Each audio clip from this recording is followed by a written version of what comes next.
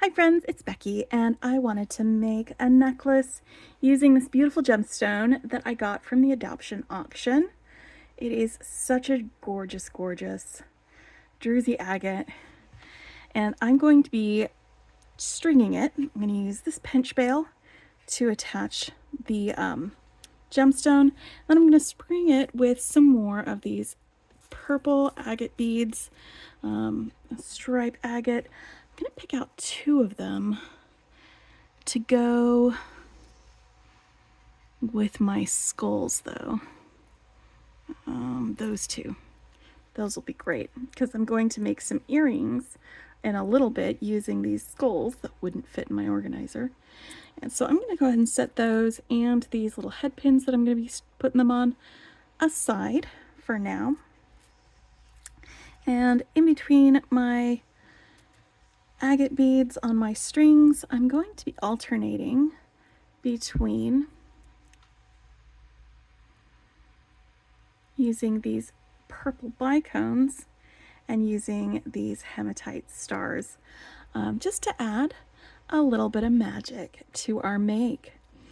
So we're going to be using all of those. I've got some other findings that came in the box, the dress up bag. I've got a lobster clasp, some jump rings, and then I'm going to be stringing it on some purple beading wire.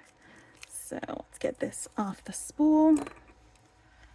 This will definitely be long enough for a necklace. Because I'm going to be doing loops later for the earrings, I will have some wire working tools, like some round nose pliers, some chain nose pliers, and some flush cutters. I'll also be cutting my beading wire with these flush cutters. But I'll also then be crimping my wire using the magical crimper. It is my favorite way of crimping. And some 2x2 crimp tubes. The 2x2 crimp tubes are the only crimp tubes that work with the magical crimper. All right, so let's get this started. Let's get our stars out of here.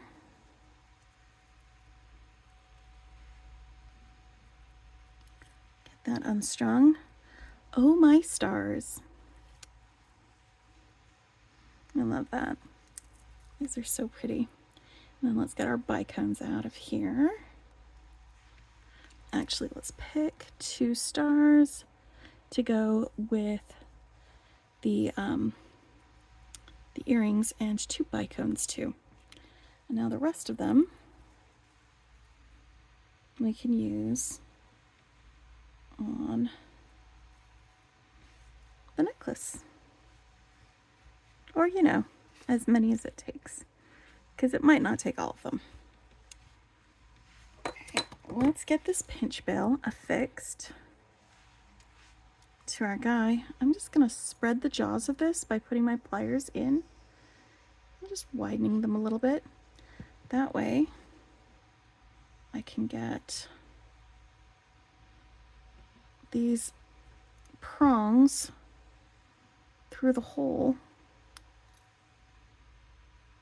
on there, and then I'm just going to pinch it closed like this. Just give it a good squeeze. Use pliers if you need to. I don't think I'm going to need to. You don't want to squeeze too hard. And now that is firmly affixed. And then this bail will just be stringing things through that.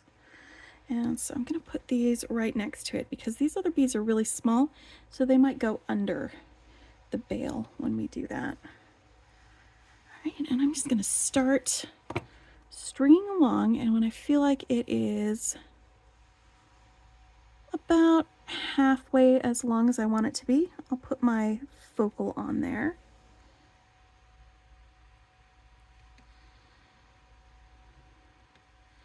I'm just going to add these beads.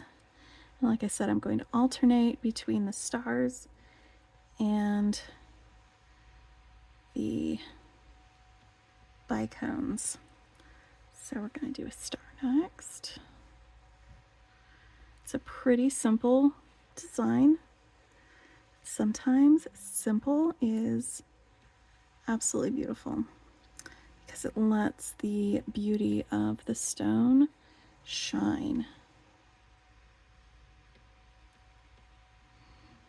is definitely enough interest with these other beads. That isn't too simple. Like that. I'm gonna pop a little bead stopper on this end just to make sure that when I'm stringing it, I don't start having beads fall off the other end as I go, because I mean that could happen. What I should be doing is making sure that I am 1, 2, 1, 2, 3, 4.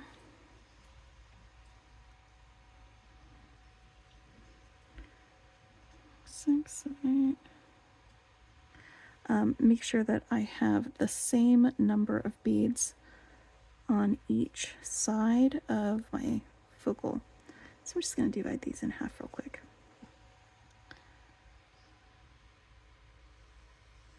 Or, you know, half-ish. And same thing with this one. That's 1, 2, 3. Okay. 2, 3, 4. 2, 3, 1, 2, 3. 2, 3, 1, 2, 3. 1, 2, 1, 2. Okay. There we go. This way, if I run out of one of these types of beads before I get to the middle, I will know if I need to go dip into the other strand, because I did get 2 strands in my box, in my bag. Well, I got 2 bags, so there is a whole other strand that I could be using with this if I need it.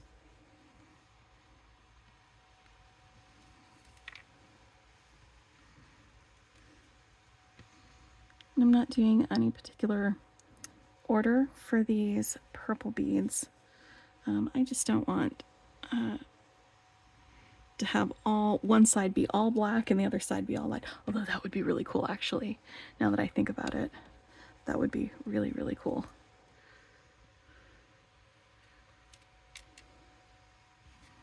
That'd be really cool, actually. Let's get some lighter purples and some darker purples. Maybe one of these on there. There we go.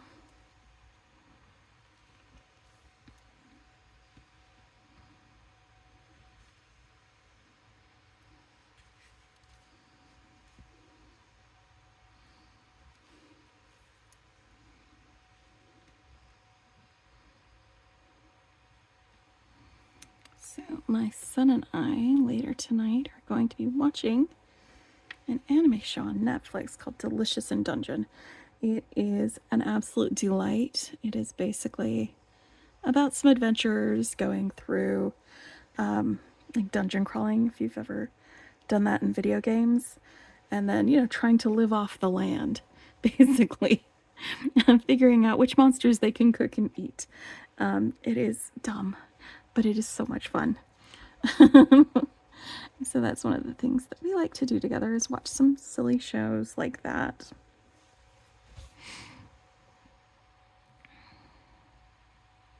And that is what I have planned tonight. Once we've got this going, I feel like this might be long enough for me. Nope, a little bit longer. That's gonna be just fine. I'm definitely gonna have enough beads for this.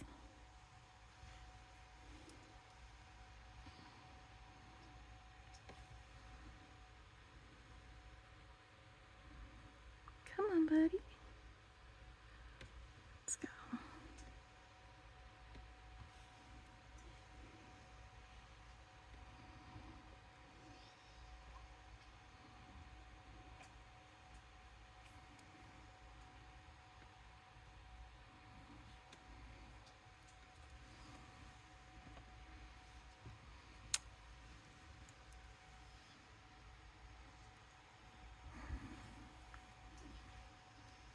All right, now let's get this on here.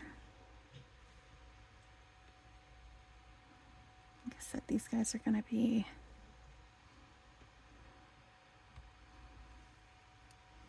definitely have enough for the whole thing.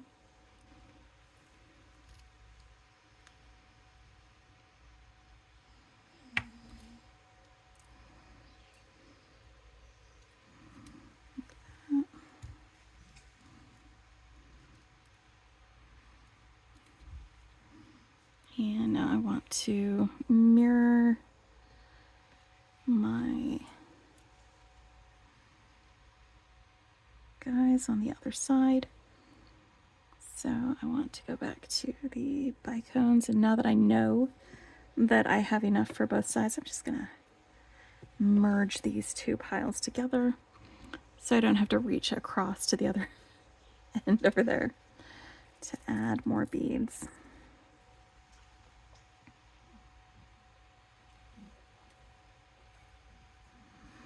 All right, and I went kind of from the middle of one of the points towards the point when I was stringing my stars on the other way.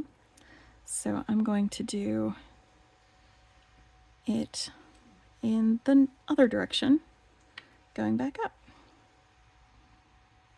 Again, so it mirrors.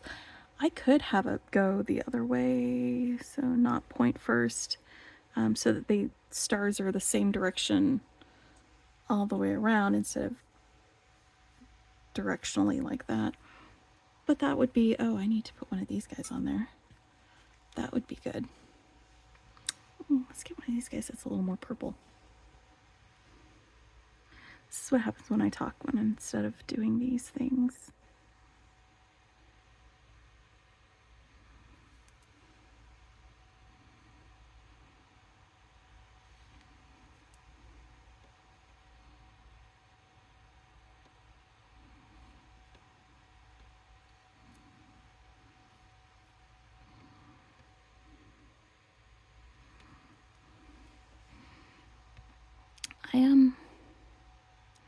I should probably have counted how many of these beads I have. 1, 2, 3, 4, 5, 6, 10, 11, 12, 13, 14, 15, 16, 17. That's 1, 2, 3, 4, 5, 6, 4, 5, 6, 7, 8, 9, 10, 11, 12, 13, 14, 15, 16, 17. Okay. So these are the ones that I have left. That's a good way to make sure that you have an even amount of beads on each side. Just go ahead and count out how many you're going to have, and then remove the rest from your pile.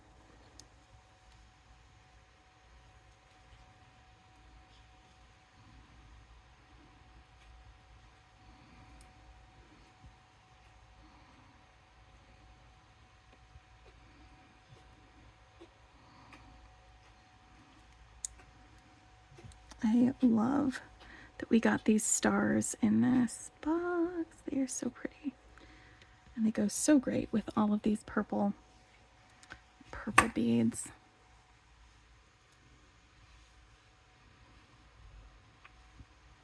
Let's get this guy in there. I love the banding.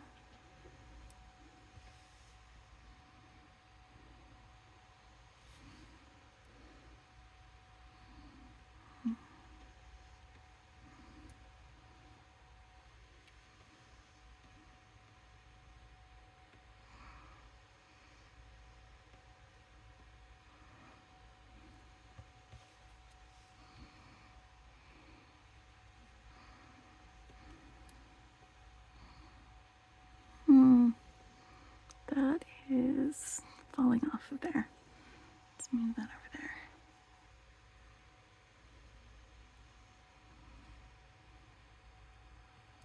That's better.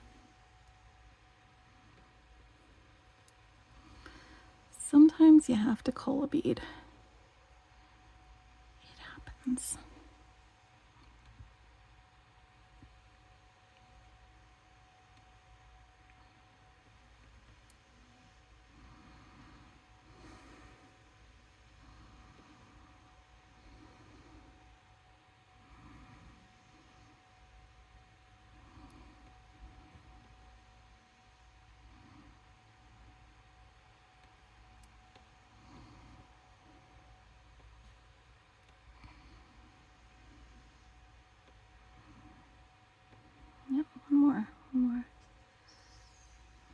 check that I counted right. Yes, one more. I need a star and one of these. This one's a little bit raggedy, so let's use this one. There we go.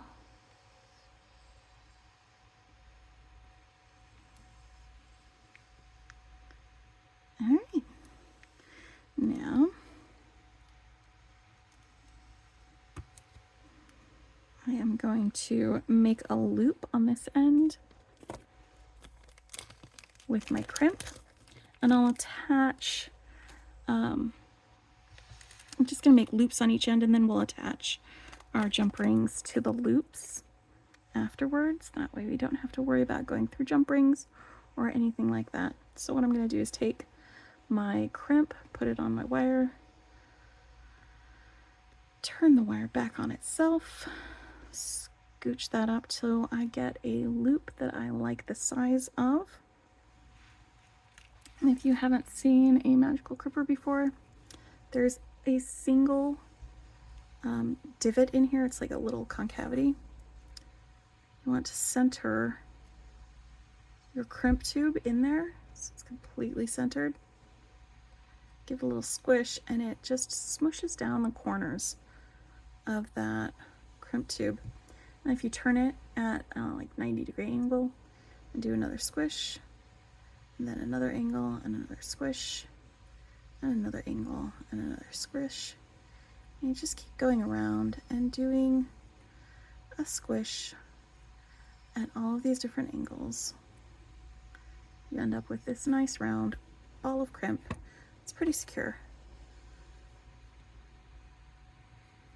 And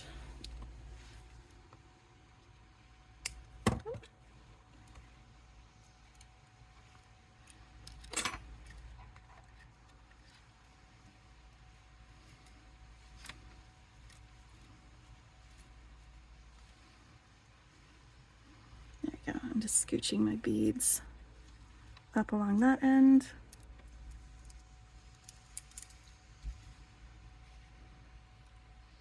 But I don't want them to be too tight or else there won't be any drape to the necklace. So I'm just going to curve my wire and I'm just going to bead this end this way. Or yeah, by curving the necklace, it pulls, it creates slack in the wire so that I can do a little loop like right next to this bead, and my necklace will have some drape. It won't be all stiff and awkward and weird, because nobody likes awkward necklaces.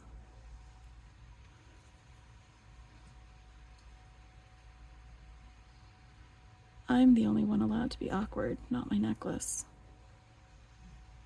There we go. So I just did that. I fed it through the crimp tube and the bead right next to it.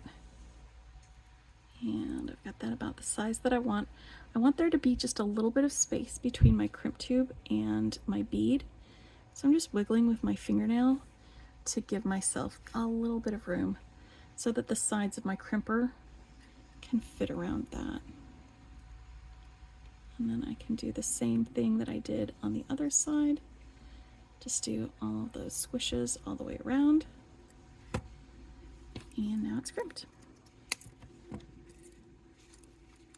There we go. And see, now we've got some drapey drapes.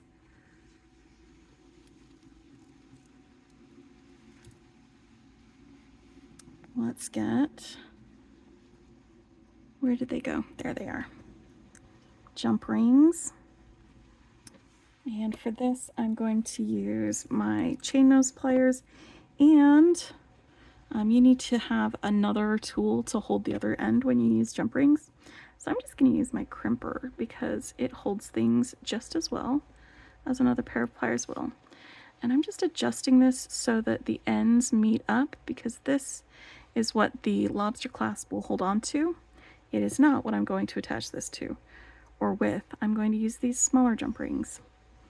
So for this one, I'm going to make sure that it is swung open like that, nice and wide. And I'm going to put this jump ring through that and through that jump ring that I just closed up. And then we're going to hold on to that side and swing that closed. Bring those ends together. And then I'm going to do the same thing over here with the lobster clasp. I always test lobster clasps before I attach them, because it's always the ones that I don't test, and it only happened once. But that was enough for me to always want to test before I do that. That after I attached the lobster clasp, I found out that it didn't work. It wouldn't open and close, and like it didn't have the little spring or something in there. It was a while ago that happened though. But now I always check the front. It only takes one time. It only takes one time for something to be like a little neurotic, I have to double check sort of situation. So there we go. That is my sparkly Midnight Magic gemstone orphanage. Well, this is from the adoption auction necklace. I love it. It is very, very in the spirit of spooky season, but it's absolutely wearable on during other times too. And so let's go ahead and grab these skull beads. I love them. And I'm just going to stack these beads on these head pins, starting at the bottom with a skull. And then one of these agate beads, a star. I'm gonna go up through that like that for the star. And then one of the bicones. Actually, do I need all of the... I don't think I need the bicone. I want to have a little more wire for wrapping when I do this. And actually, I think I want the star to sit on top of my little skull, between the skull and this one. Like that. No. Actually, let's not use that at all. Let's just put this little bicone on there. Yeah, I like that one.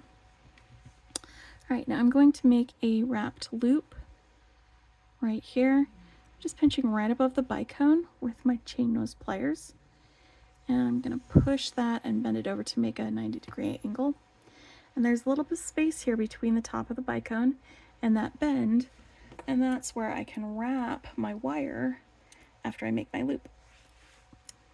So now I'm gonna take my round nose pliers, bring that loop around the top, open my pliers and rotate it so that I can keep that wire coming around to the other side. And now that I've got myself a little loop, I can either use my fingers or another set of pliers to push this wire around that. And I think I'm gonna need another set of pliers. So let me just grab one real quick. Just keep that wire moving all the way around. It's short enough that I don't have very good leverage with my fingers. So using another set of pliers for that is going to be ideal.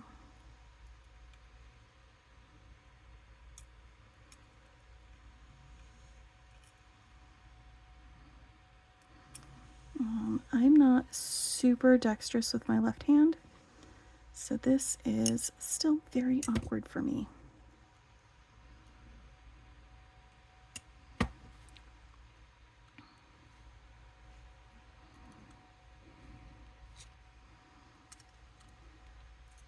Actually, why don't I hold it with my left hand?